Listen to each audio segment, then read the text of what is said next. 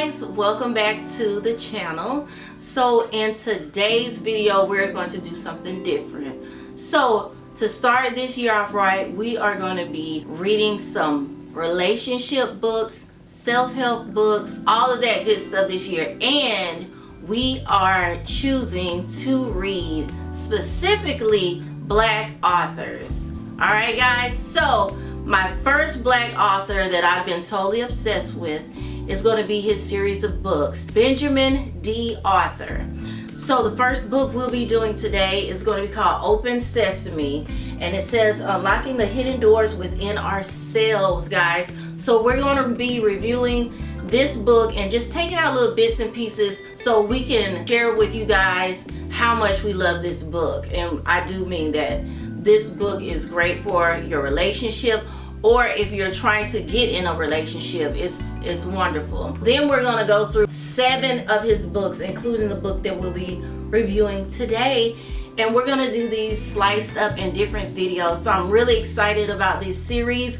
Go check out the author. I will link his Instagram down below and his other social media. I will also be putting a link to the book that we're reading today, plus the other books if you guys want to purchase it, or if you guys want to just check out the series, read along with us. Let's go ahead and get started. Open Sesame, Unlocking the Hidden Doors Within Ourselves is a book that is meant to help couples communicate their own thoughts, needs, and goals while they gain an understanding of what their spouse or spouse-to-be may expect, believe, or want from them. Open Sesame covers blended family issues, having and obtaining a healthy sex life, understanding and respecting the differences between each other's mentalities, being good parents, and protecting the purposes of one's household. I want to tell you a little bit about the author and the reason why I purchased these books. His name is Benjamin D. Arthur. He is a 40-year-old man with about 5 grown-to-be kids and a wife of 20 years. 20 years. So that's what really made me decide to get this book, because anybody that has been married for 20 years, you know, that's a win. Yeah. So I'm trying something right. Yeah. So I'm trying to get my marriage like that. I want to make sure I go 20 plus to forever, you know, with my husband right here. Not that we're trying to put a number on things, because this doesn't mean we're done at 20. So we're just trying to have a healthy marriage for sure. Yes, that'll stand the test of time. Exactly. So I thought this would be like a great book, because this is somebody that has been in a relationship for 20 years. He has 5 grown-to-be kids, so he's been through the trials and tribulations throughout his life. And this is somebody that has experienced life and life with kids. Even though myself, I don't have any kids, but my husband does have 1 child. So this book is great for everybody. We're not going to go through the whole entire book, but we'll go through the sections that we felt like that resonated with us. Yeah. Or liked. Exactly. Liked and resonated. So chapter 1 was my first one. It says, which way, his way or her way? And exactly. And so the first thing I liked about this chapter was that Benjamin kept it real. You know, those marriage couples that just look perfect and everything they say is perfect and their hair is placed perfect. Exactly. And they always get along and their children are like robots. Like, no, this is real. I'm gonna quote some of this stuff. I can remember like it was yesterday. I asked Robin, and that's his wife, what are we going to eat for Sunday dinner? She looked at me. Who's cooking dinner? Did your mom invite us over to dinner? Question mark. I said no, she didn't invite us over. I thought you were going to cook. She said, I hadn't planned on cooking. I didn't know what we were going to eat either. I thought you had something in mind to cook. In my head, I said, be pleased. You better go in that kitchen and figure it out, okay? Notice that he said in his head. In his head now. Sorry for that typo. It was supposed to say, baby, please. She looked at me and thought to herself, this MFer must have lost his blank mind again. Sorry for the typo. That's supposed to say, this man of my dreams must have lost his dang wallet again.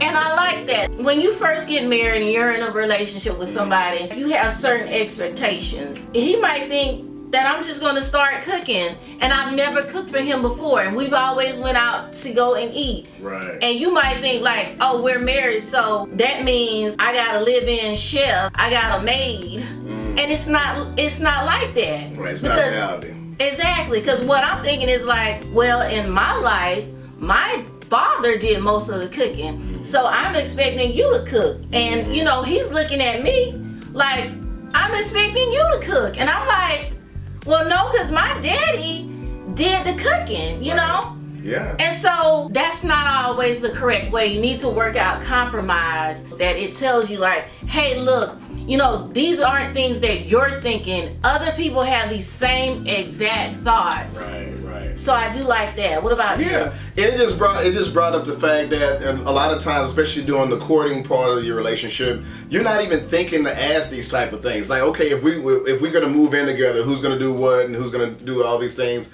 And a lot of times you take all these assumptions from your previous experiences of how your parents were, you know, how they did things or how your grandparents did things, and you just automatically assume that everybody's doing the same thing out there, and that's not the case. Not the case at all. My family, my father did the cooking. Yeah. And so in his life, his stepfather was a chef and did the cooking, but he still looked at me like, you need to do, like, I don't care what they did.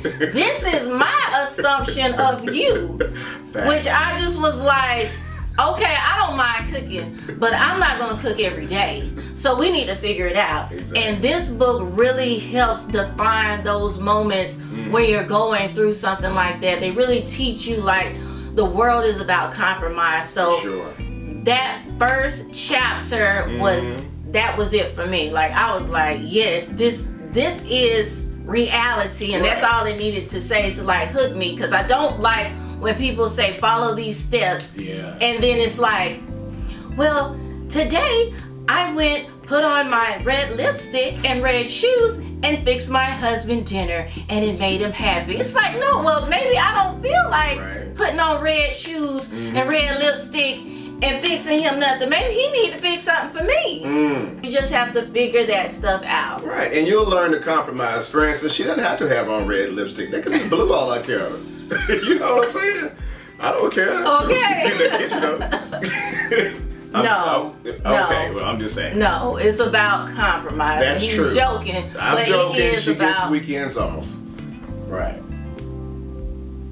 Okay, but I'm just saying. I like the fact that after each section, they have assignment time. So the assignment was talk about what maybe is getting in the way of what you're trying to accomplish in life. Come up with a solution to change it. Yeah. And most people don't even think of that. Like, they don't even think about like just coming up with a solution or trying to fix a problem. Most people will just glaze over it and just keep going, keep pushing, out of sight, out of mind. But sometimes that other person will have resentment. I do like the fact that, no, we need to talk about this. We need to discuss how we feel.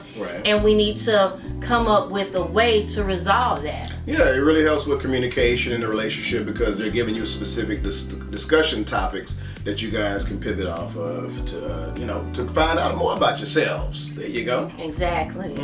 Your chapter that you really like was interest rate, right? Yeah, interest rate was very interesting to me. Absolutely. In that chapter, I really found it interesting that I'm using interesting a lot for the interest rates chapter, but I really found it exciting because they talked about making sure your relationship remains interesting, keeping in mind what you guys did during your courting phase, and to keep those things going, to keep the relationship fresh, and so that you don't lose interest in each other. Exactly. Right? Yeah, so it was really nice. And also something to be curious about was the fact that they put in order a lot of times the different things that keep that hold a relationship together. For instance, that usually the 7 attractions is what they call it in a relationship are: number 1, interest; number 2, trust; number 3, love; number 4, honesty; faithfulness is number 5; sex is number 6; and 7 is faith in God.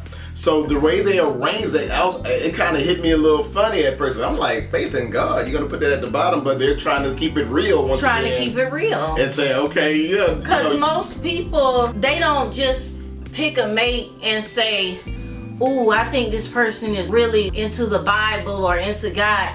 No, to be real, you're gonna look at what that person looks like, how attractive this person is, what you find attractive about him, what he does, what you may have in common. Right. And then later on, you may ask him, are you a Christian? Yeah. But that's not gonna come up. Like for me, that did not come up. That wasn't my first thing, because in my head, I just always assumed that the people that I met were like me. We were like-minded, and he was a Christian, which he is. But I'm just saying that's not the first thing that I thought of. So that is keeping it real. Yeah. So it was stuff like that they focused on how we as individuals grow closer together, and then what can you do to maintain that closeness? And that's why I really thought that this was really cool in this particular chapter. I like this chapter because this chapter, like a lot of times when you're in a long relationship, marriage, whatever it is, you do lose interest. That's real. You will lose interest. You can't always just be interested in that person. So I like the stuff that they came up with. It says try different places, eat different foods, learn a new dance, learn a new move, learn something new together for each other. Right. So that is keeping it interesting, because then we'll have something else to talk about. So if we go and we learn how to do the salsa, you know what I'm saying? It's like, what you thought? Because I thought I could dance, but I got on that floor and I almost busted my butt. That's true. That's true. And it's like, oh, okay, we can't do that no more. Let's try something else. Or let's stick to it and just ride it out. And get better together. Yeah, sure. Just giving us more and more to talk about. It's just putting stuff in plain English for anybody to understand. And these are things that you don't think of. Like, most of the time when you're in a relationship with somebody, I know in the past, I've been in a relationship with other people and it has been super boring. And instead of me just being like,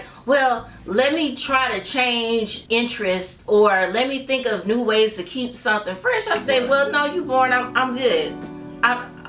Okay, bye. So in a marriage, you just can't say bye. You can't do that. Yeah, so they gave us great tips in this particular chapter, and they came up with some additional assignments, just like they did in the previous chapters, to keep things fresh, or to give you guys things to talk about or try. Yeah, they have different assignments. I like the fact that they do put God at the forefront. Yes. So if you're a Christian, then you will have quotes from the Bible in here to help guide you through your path, through your relationship, or guide you with your relationship. And what I really liked about the book is that it's not a Christian book, or it's not a religious book. It's not religious heavy. So it's very light on that, so you don't have to feel like, okay, we're in Bible school all of a sudden. Yeah. It's just going to be little tips here and there, and just also the tide, and just like I said at the beginning, just to keep it real. So in actuality, a lot of the ways that they put this book together is similar to that list that I gave you guys earlier about the 7 attractions, that it kind of puts that at the bottom as a priority over the book overall. It talks about God, but it's not too God heavy for those of you that don't want that type of book. And it could be like a starting off point for you to start your spiritual journey as well, because it does have little passages in here, and then you can think about it and say, well, I want to know more about that. Something for everybody. Absolutely. And the focus is about the relationship between you and your spouse, and also your family. All right, guys, so that's going to be today's segment, but we'll come back with another segment to Open Sesame. Don't forget to check this out, guys. Check this book out. It's by Benjamin D. Arthur. And I got my copy on Amazon. Get your copy on Amazon today. It's a Black author. Always support. Fresh you, fresh year. Start off new. Your relationship off right and in the right path. You got it. Happy New Year. And thank you guys so much for watching. Bye. Bye-bye. All right, make sure I'm in here because the lady. Make sure my hair is in place. Okay. Hold on.